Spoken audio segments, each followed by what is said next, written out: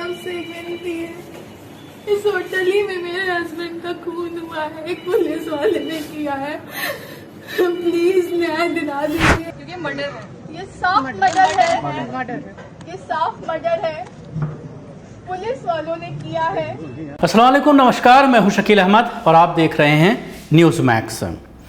गोरखपुर में जिस तरह से मनीष गुप्ता की पिटाई के बाद मौत का मामला है, उसमें अब से थोड़ी देर पहले मनीष गुप्ता की पत्नी ने उत्तर प्रदेश के मुख्यमंत्री योगी आदित्यनाथ से मुलाकात की और उसके साथ ही पोस्टमार्टम रिपोर्ट भी मनीष की आ गई है, जिसमें 4 गंभीर चोटों के निशान और जिसकी वजह से मौत का जिक्र किया गया है। उसके साथ ही जो मांगे थी मनीष की पत्नी की उत्तर प्रदेश सरकार से, उनमें से कई मांगों को मान लिया गया है मुख्यमंत्री से मुलाकात के बाद। इसके साथ ही इस मामले में अखिलेश ने परिवार से मुलाकात कर 20 लाख रुपए की सहायता राशि देने की बात कही है। तो ये कुछ हेडिंग्स थी जिस पर आज मैं अपने इस प्रोग्राम्स में बात करूंगा और साथ ही इस पूरे मामले को लेकर जिस तरह के सवालात खड़े हो रहे हैं। सबसे बड़ा सवाल ये हो रहा है खड़ा कि जब छोटी सी झपटमारी, चैन स्नैचिंग हो जाती है तो आला अधिकारी घटना स्थल पर पहुंच जाते हैं, लेकिन इस मामले में ऐसा नहीं हुआ। आला अधिकारी घटना स्थल पर नहीं पहुंचे। उसके साथ ही एसएसपी का जो बयान आया, सबसे पहली जो बाइट आई, उसमें जिस तरह से उन्होंने कहा कि फर्श पर गिरने की वजह से मनीष की मौत हुई और 6 लोगों को, 6 पुलिसकर्मियों को एसएचओ सहित सस्पेंड कर दिया गया है। अगर गिरने से मौत हुई तो फिर सस्पेंड क्यों किया गया, ये एक बड़ा सवाल है।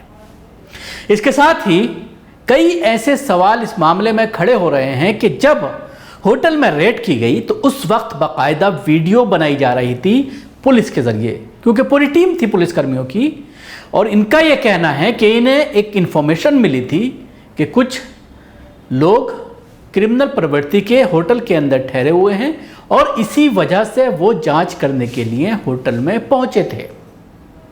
तो सवाल ये खड़ा होता है कि जब आप वीडियो बना रहे थे तो वो वीडियो कहां चला गया, जमीन पर खून के निशान को किसने साफ किया। ये कई ऐसे सवाल हैं जिनका जवाब पुलिस से नहीं बन पा रहा है। मामला काफ़ी कल से सुर्खियों में आने के बाद और कहीं ना कहीं इलेक्शन की वजह से इस पूरे मामले को जिस तरह से विपक्ष ने कल से लगातार इस मामले को उठाया है और बार बार उत्तर प्रदेश की कानून व्यवस्था की ऊपर सवालात खड़े कर रहा है, और यह भी सवाल खड़ा हो रहा है कि किस तरह से पुलिस पूरा एक्सटेंशन रैकेट चला रही है। रात के 12:30 बजे होटल में पहुंचकर सबसे आईडी मांगना और संदिग्ध बोलना।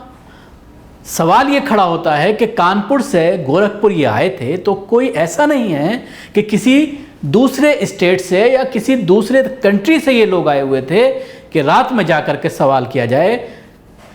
होटल का रजिस्टर भी चेक किया जा सकता था, क्योंकि जिस वक्त होटल में एंट्री की गई तो बाकायदा सबसे आईडी प्रूफ ली गई थी। इस मामले में शुरुआत ये बात सामने आई थी जो 3 साथियों के साथ, नोएडा के और कानपुर के साथियों के साथ मनीष अपने एक बिजनेस के सिलसिले में अपने दोस्तों के साथ पहुंचे थे और इस होटल में ठहरे थे जिस होटल में ये पूरी वारदात घटी है।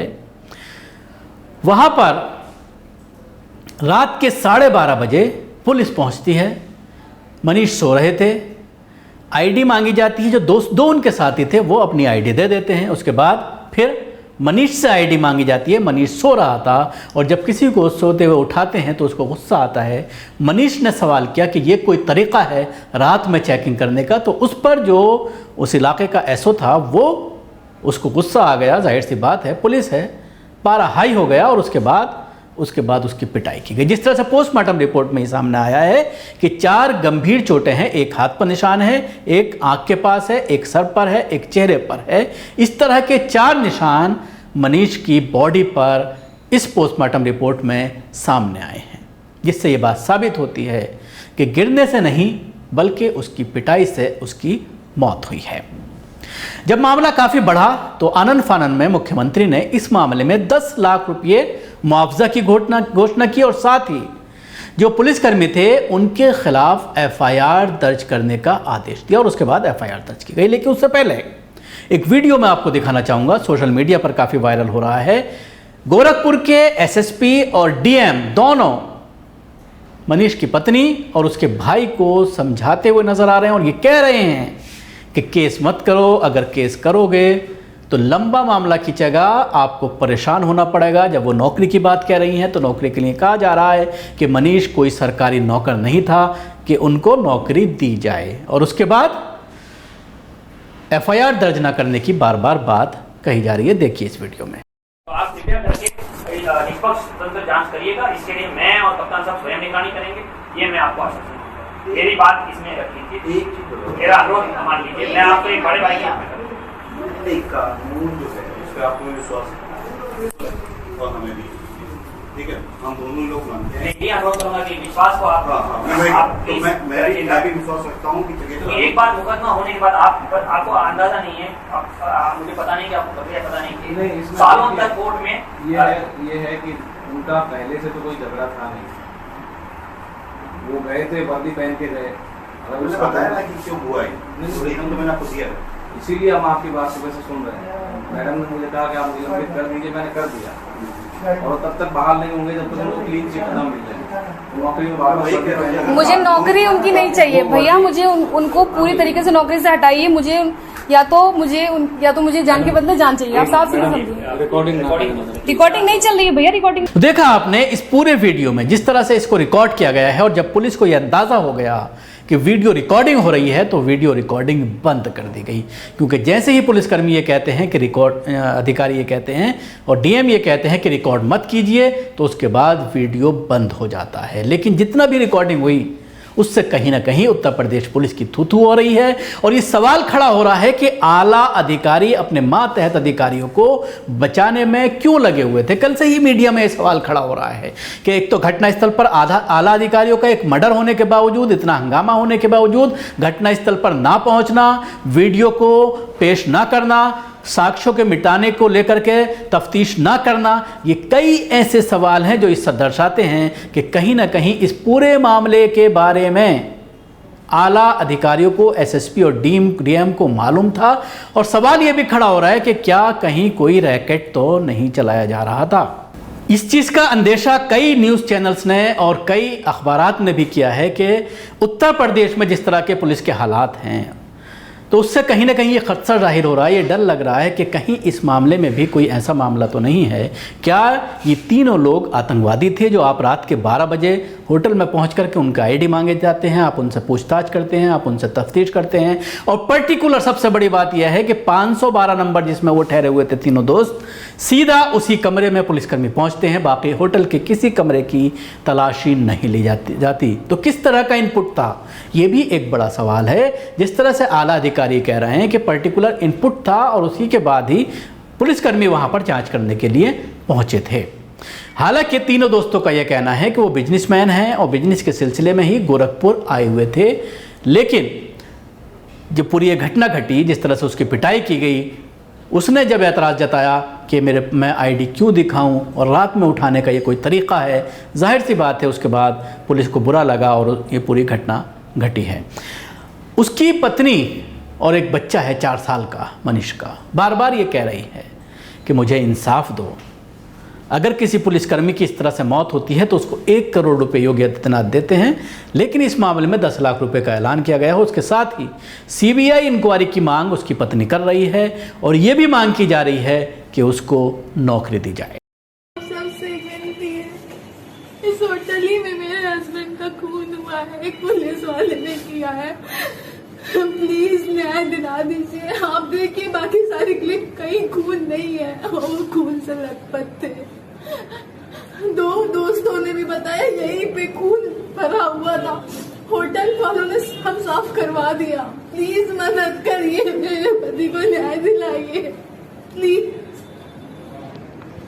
आप लोग मेरा सहयोग करिए, वो बात अधिकारियों तक पहुंचाइए ताकि न्याय प्रक्रिया जल्दी हो। आपको भी पता है केस में कितना टाइम लगता है, मैं इतना नहीं झेल पाऊंगी, कितना लंबा कीचो, क्योंकि ये मर्डर है, ये साफ मर्डर है। ये साफ मर्डर है, पुलिस वालों ने किया है। उन्होंने कॉल किया हम लोग को, हम लोग से बोला कि आप पुलिस वाले आए हैं, हमें परेशान कर रहे हैं, वो हम लोग के साथ बदतमीजी कर रहे हैं। हमारे पास पूरी रिकॉर्डिंग भी है, सब कुछ है। उसके बाद भी अभी तक कोई एक्शन नहीं लिया गया। क्या एक्शन लिया गया मेरे पति के लिए? इस छोटे से बच्चे को मैं क्या जवाब दूंगी? वो पूछ रहा है, रास्ते में बोल गया है, जितनी बार फोन बज रहा है मेरा, पापा का कॉल आया, बात करा दो। कहाँ से बात करूँ? मुझे कोई भी न्याय नहीं मिला है, मुझे यहाँ से न्याय चाहिए। उससे पहले सस्पेंड कीजिए, मुझे डीएम से मिलना है, उसके बाद इसके लिए भी मुझे सोचना है। बस इतनी रिक्वेस्ट है आप सबसे। तो जिस तरह से उसकी पत्नी की मांग है, उसको लेकर के अब से थोड़ी देर पहले मुख्यमंत्री योगी आदित्यनाथ से मुलाकात की है और कई मांगों को मुख्यमंत्री योगी आदित्यनाथ ने मान लिया है। सबसे बड़ी बात, केस का ट्रांसफ़र कानपुर कर दिया गया है, यानी अब केस की जो जांच है वो कानपुर में होगी और कानपुर की अदालत में इस पूरे मामले को चलाया जाएगा। दूसरा ये कि उसको सरकारी नौकरी दे दी गई है, उसकी पत्नी को सरकारी नौकरी दे दी गई है। यानी जिसने ये कहा था कि मैं अपना जीवन कैसे चलाऊंगी, मैं अकेली हूँ, मेरे पति ही घर के चलाने वाले थे, अब मेरे लिए कोई व्यवस्था की जाए। उसके साथ ही उनका जो बच्चा है 4 साल का, उसकी एजुकेशन का पूरा खर्चा सरकार उठाएगी। इसके साथ ही सीबीआई इंक्वायरी की मांग जिस तरह से उसकी पत्नी ने की है, तो उसके लिए मुख्यमंत्री ने ये कहा है कि आप लिख कर दीजिए, उसके बाद हम इस पर विचार करेंगे। तो ये महत्वपूर्ण 3-4 जानकारियां थीं जिनको लेकर के मैं अपडेट को लेकर आपके साथ आया, आपके सामने मैंने शेयर की और आपको इस पूरे केस के बारे में बताने की कोशिश की। जाते जाते इस पूरे मामले में एक सवाल ये खड़ा होता है कि अगर इस तरह के मामले में मामला ये किसी मुसलमान से जुड़ा हुआ होता और किसी मुसलमान को इस तरह से टारगेट किया गया होता उत्तर प्रदेश में, जाहिर सी बात है अब तक उसको आतंकी घोषित कर दिया गया होता और इनकाउंटर बता करके फाइल को क्लोज करने की। और पूरा मीडिया जो आज इंसाफ की बात कर रहा है, पूरा मीडिया जो आज पूरी तरह से उत्तर प्रदेश पुलिस के ऊपर सवाल खड़ा कर रहा है, वो उल्टा उसके घर वालों को परेशान करता हुआ नज़र आता और कहीं ना कहीं एक आतंकवाद की थ्योरी बना करके मीडिया के सामने पेश की जाती है और मीडिया उसको धड़ल्ले से ज्ञान बांटती और पूरा उसके ऊपर एक बड़ी कहानी बना करके पेश किया जाता। शुक्रिया। आपको हमारी कोशिश कैसी लगी ज़रूर बताएं। हमारे YouTube चैनल को सब्सक्राइब करना ना भूलें, उसके साथ ही बेल आइकन ज़रूर दबाएं। धन्यवाद।